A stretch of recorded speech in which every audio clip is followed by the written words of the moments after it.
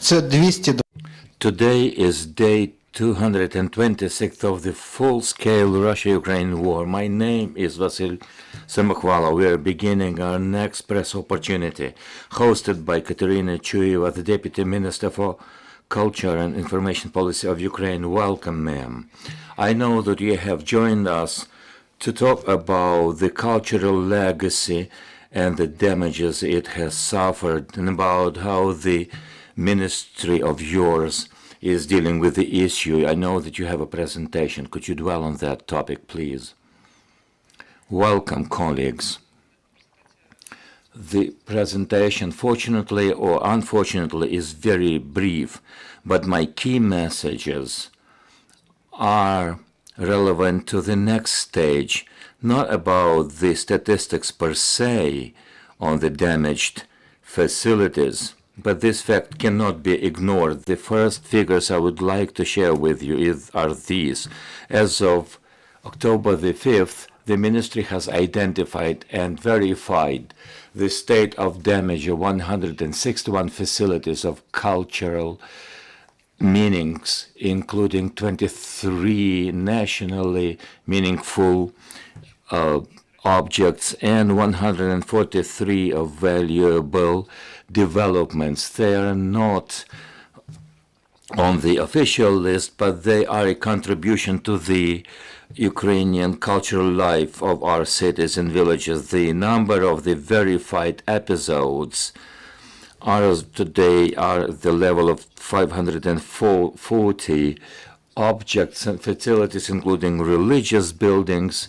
We are currently beginning a process of synchronizing our work with the two major registers that have fortunately been up and running. One of those registries is the register of the damages, and this has been pioneered by the Office of the President, detailing all the cultural facilities, including the dwelling houses and all the necessary information to be filled in by the regional administrations. At the end of the day, we will be able to synchronize all the information from all the regions of Ukraine that we are gathering from the open sources and in view of the information we have otherwise. It's not about gathering the data that we receive from the localities. As of now, we have 971 facilities of cultural valuable nature that have been damaged. These data are being processed, and after that we will publish them in the public domain. These are the facilities that have been checked, and this is an official information available from different sources. Local authorities have provided statistics on every territorial community, but we are still figuring out the state of damage, and we are now trying to put together and synchronize all these processes that will be put into the general register. We are gathering information from different ministries, the information that we have received from the activists. We began the process back in March, and this is the web address that is available. Why do we do this? We wanted for all the interested persons to share the information on the damaged cultural heritage. This database is online and is working, and we will appreciate if we receive your feedback, because not always even the local authorities have this relevant information. It is sometimes difficult for them to focus on the cultural heritage while facing the humanitarian disaster in a particular village or settlement. So we appreciate all those contributors, local people, the authorities. My personal thanks go to Timur Bobrovsky, the representative of the recreation place, Sofia Kievska.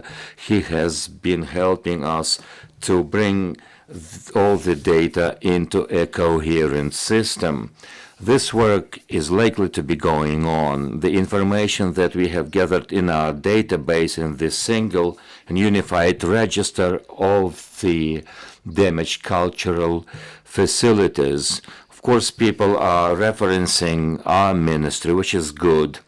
We have provided most reliable and substantiated list, and later we will come up with the register of the immovable objects that have been damaged in the course of war.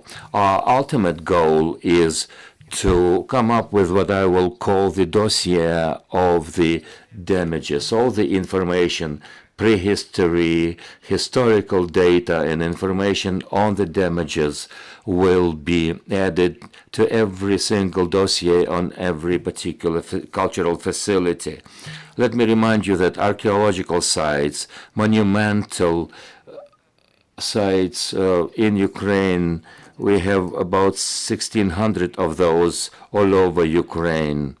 And we should also be mindful of the fact that we will be excluding from that register the objects that are falling under the law on decommunization and the settlements that want to have their territory decolonized and get rid of the colonial heritage are welcome. The Council on the register of these facilities and objects will divulge the information that will be available later on. A few words on the key directions of our work. The situation forced us to do this starting 24th of February. We have been working on registering and getting notice on the objects that have been damaged, including cultural institutions, religious sites, the establishments of education, and of course this is a broad-ranging register apart from the cultural heritage. We have been also been active in preserving the museum collections. Of course, I cannot divulge all the information, but we are working on those projects. Unfortunately, the war is still raging on, and a lot of Ukrainian cultural sites are sometimes difficult to track down, and sometimes the decisions are difficult in all times possible because they are being bombed or there are hostilities taking place, but we still have to work. Next point is coordination and cooperation of our work with the international bodies, including UNESCO, and also the non-governmental organization, International Council on the Cultural Heritage and the International Council on Preservation of Cultural Sites, and others, including the D Foundation and other endowments. They are cooperating with the Ukrainian actors in this realm, including the headquarters of Salvaging Ukrainian Cultural Heritage. Organizations are providing humanitarian aid, including the museums, the reserves, and we are trying to find the resources to provide protection for these culturally important sites, and also in terms of documenting the crime war relevant to the cultural heritage. Of course, we are working on the development of the legislation and safety protocols to reflect the current situation of the martial law. We had to review the legislation in terms of the martial law. We know it must be improved. It's not perfect due to the challenges that Ukraine is facing now. The security protocols will have to be reviewed. They're obsolete, and cooperation between different government bodies to ensure the security of the cultural heritage and valuable objects must be worked on. These protocols were not developed before, and our task today is to review these security protocols and to provide a new legislation at the level of government and local authorities. This is a difficult situation because we have to redistribute the resources between the humanitarian aid and helping specific people, where you would think that the cultural heritage is not on the top of the agenda. But having said that, the cultural heritage is the cornerstone of the national security, given that our ministry is doing everything it takes to keep the ball rolling and to keep this matter at the center of our attention amidst all the humanitarian challenges. Sooner or later, the issue of renovation will come up, and those who have been incriminated in the war crimes will have to be brought to the justice. Let us remember that the most important cultural heritage are specific people, the carriers of our culture, specific people who are working with or working on creation of the Ukrainian contemporary culture, including artists and writers and actors. So we are taking advantage of all the possibilities available to our ministry in terms of coordinating the work on the international arena to improve the work of the public sector. The ministry is doing everything we can in terms of what we can do.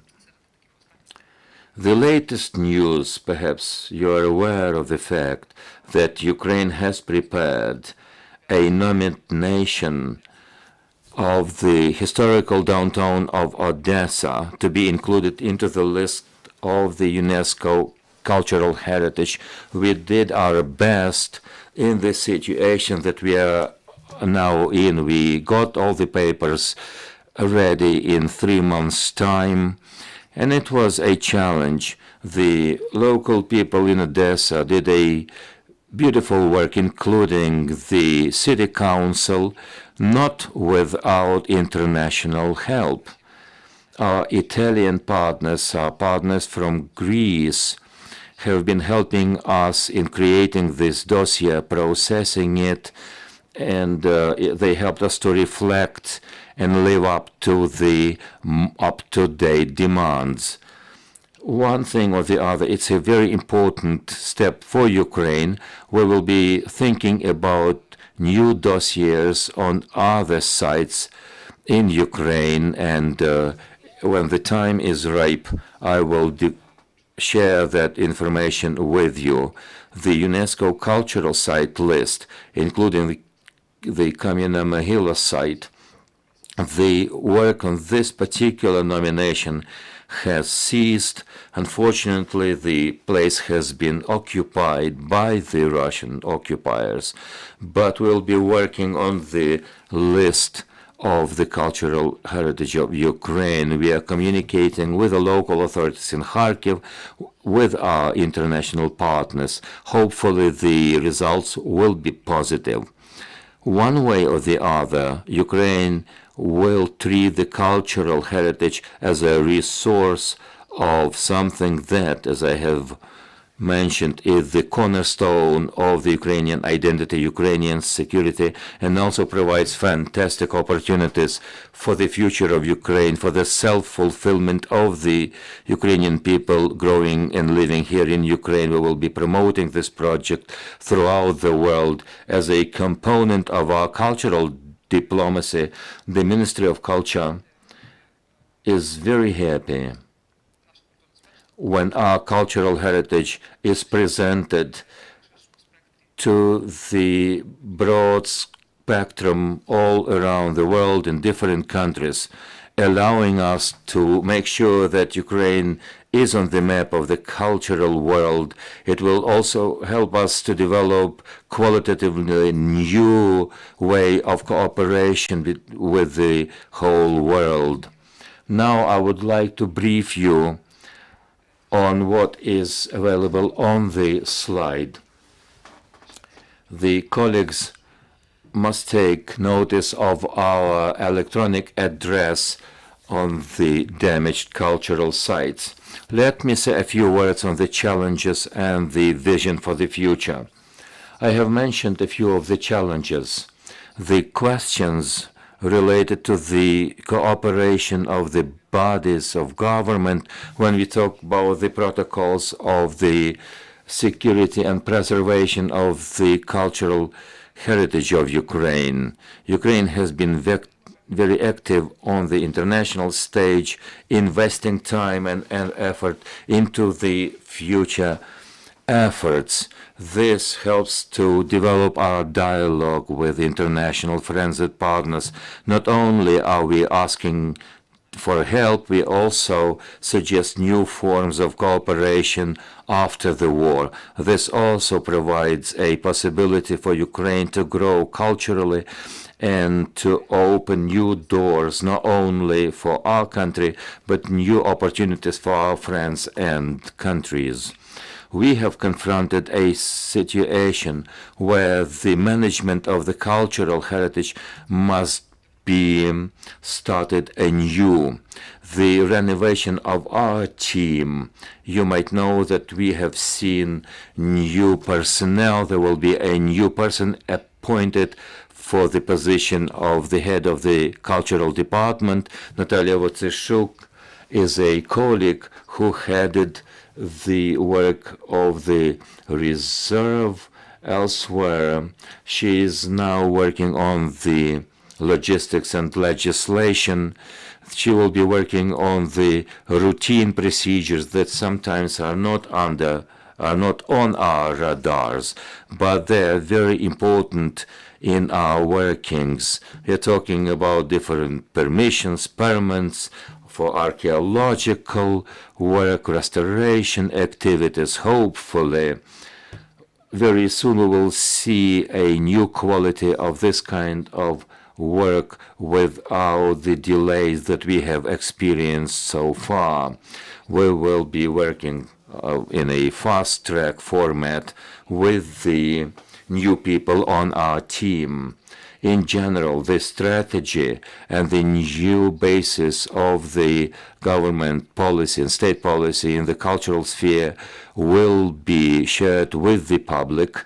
We are working on this. It has to do with the legislation and the strategy of the development per se. The process is not that simple. The Ministry of Culture, until recently, has had quite a limited resources, including personnel, to resolve such strategic issues.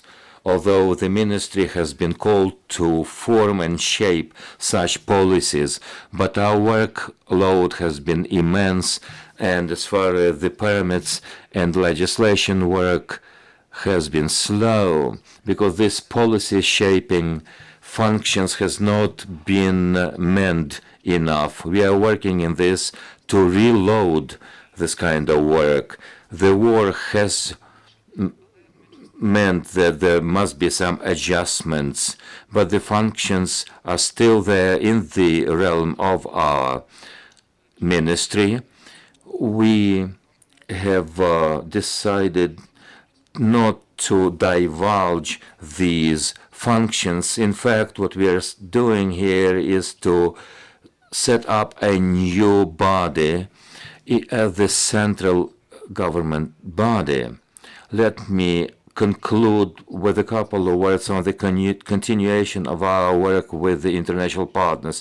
One of the international projects that will be implemented very soon is the shared project with our Polish colleagues, with the Ministry of Culture of Poland and the Polish National Institute of Heritage.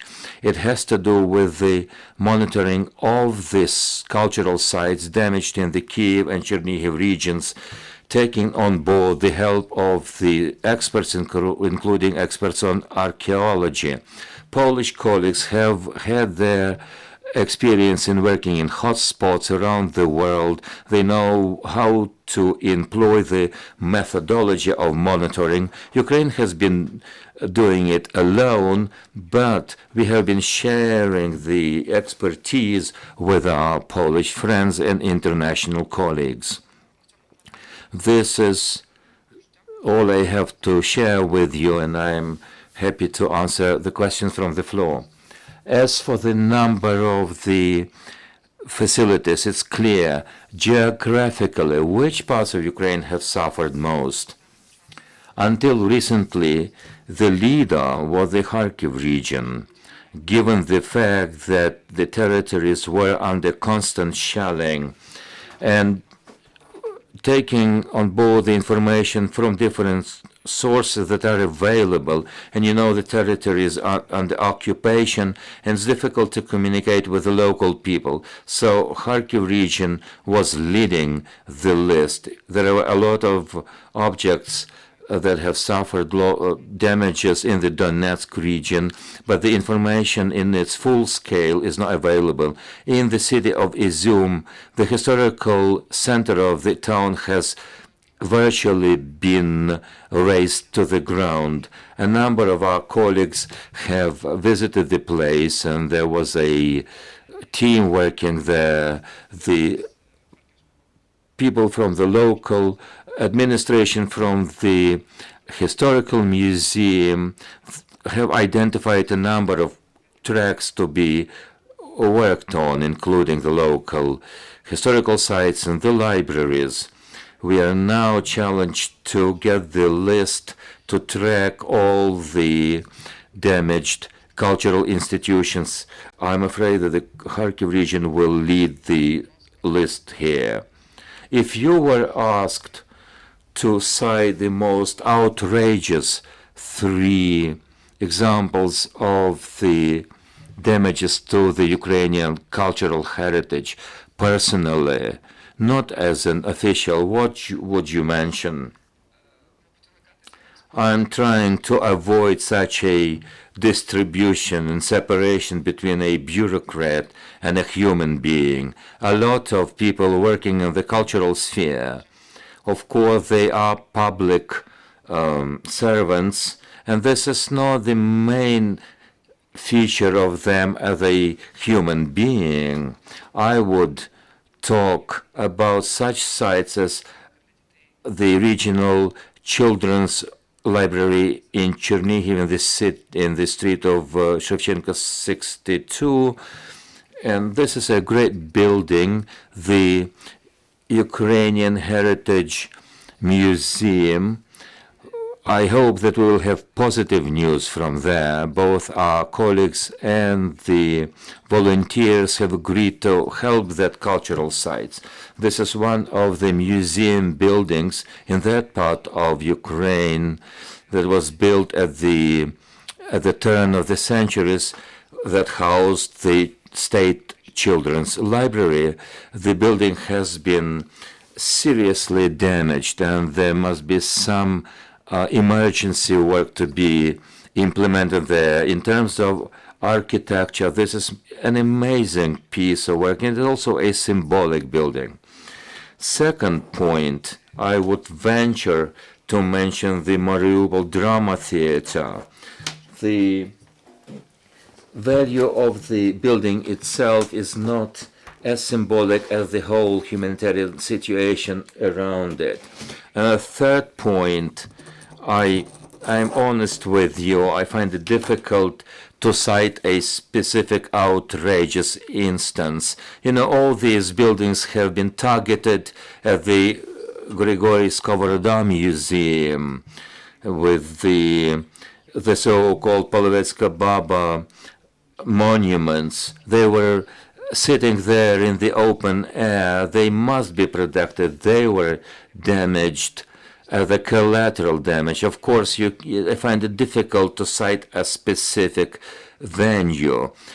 Remember the archaeological sites. The territories are now being demined, and as far as the archaeological sites go, there will be more revelations here. I've got a couple of questions to you.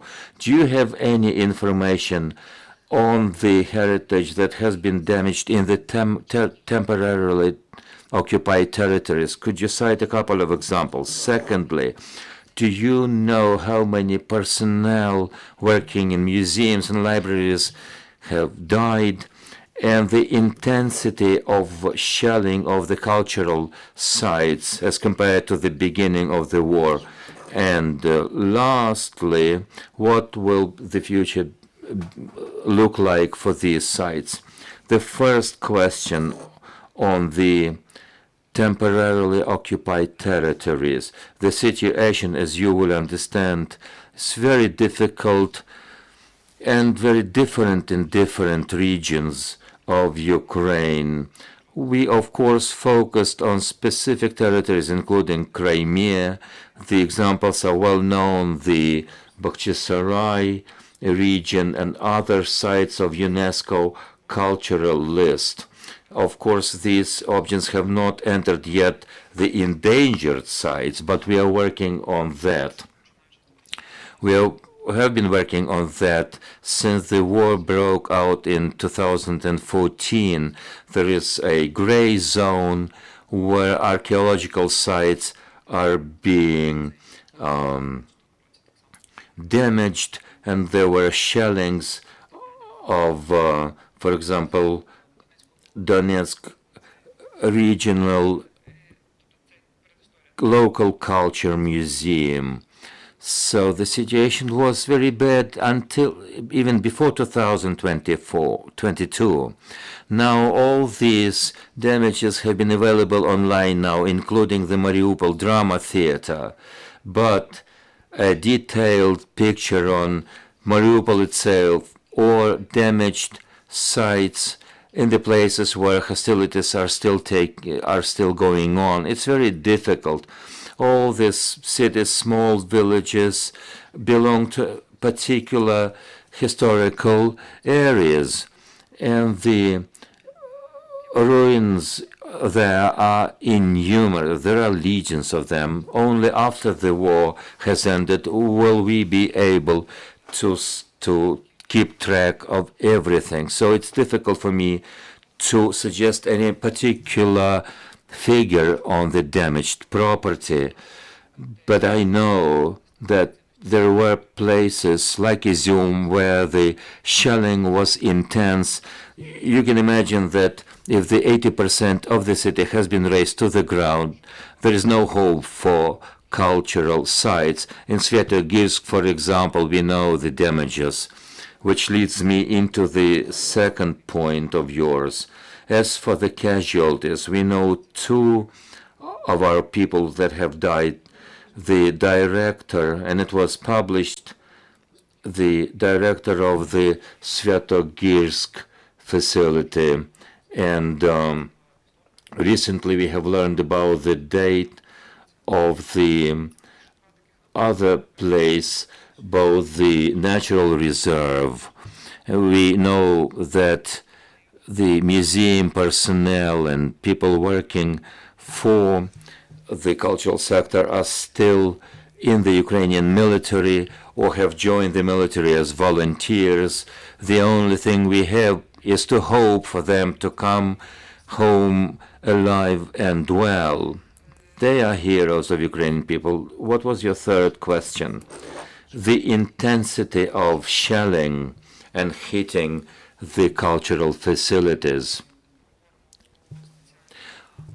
You see, what we can talk about is the targeted shelling. It's very difficult to name all of them. I'm not sure whether we can use such a term as collateral damage. This is not the right term, but the intensity imply any rhythm or sustainability. What we know is that yesterday's shelling of Zaporizhia, the building that was hit yesterday, is on the list of culturally important sites of that city, so it's difficult to track down some trend in these shellings.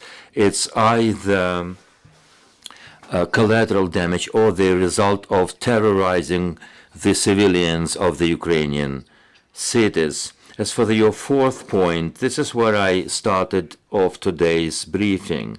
Ukraine will promote the Ukrainian heritage to be put on the world's map. What we have seen over a couple of years was a destruction of the cultural heritage of Ukraine, with all these new buildings being built, all this development in the urban areas and rural areas in Ukraine is a graphic example of what was being done in the realm of preservation or the lack thereof of Ukrainian cultural heritage. We will focus on this particular sphere to change, for the situation to change in terms of legislation and in terms of everyday routine.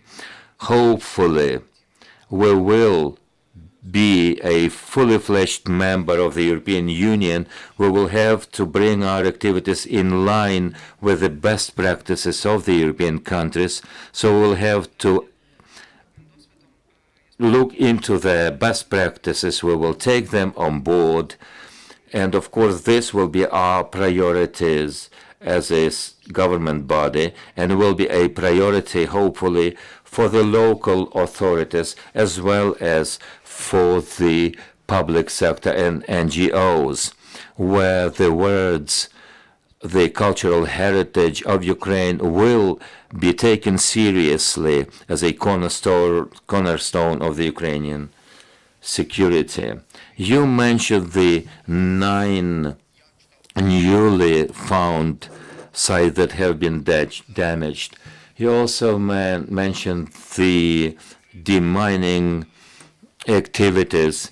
This is where we see that even there at the front line, soldiers are becoming archaeologists. What is being done with those newly found objects? I do hope that all the objects that have been found, all the findings, will be given over to the state. You see, our soldiers communicating with us, we communicate with them. We also share information with their command to make sure that these findings are not damaged, or if they are, it's done in a minimal possible way. The positions of the Russian forces are now being expected, for example, in Kiev and Chernihiv regions. As for the findings in general and an overall cooperation of Ukrainian defense and cultural heritage, what we have here is a years-long dream that are also mentioned in the Hague protocols, to the effect that the military must have special divisions taking care of the cultural heritage. It was the practice in the Second World War, in Britain, in France, in the United States. They have such an expertise. Our NGOs are working on that, and they're in contact with our experienced foreign colleagues working on different mechanisms. It's difficult for us to implement all those tools. The resources available to us are not that rich, but even under these circumstances, we will be communicating with the Ministry of Defense to find the ways to protect the Ukrainian cultural heritage, to live up to the international conventions. We've been talking to Kateryna Chuyeva, the Deputy Minister for Culture and Information of Policy. We have been talking about the legacy of war and the defense thereof. We will continue our work next week. Stay tuned.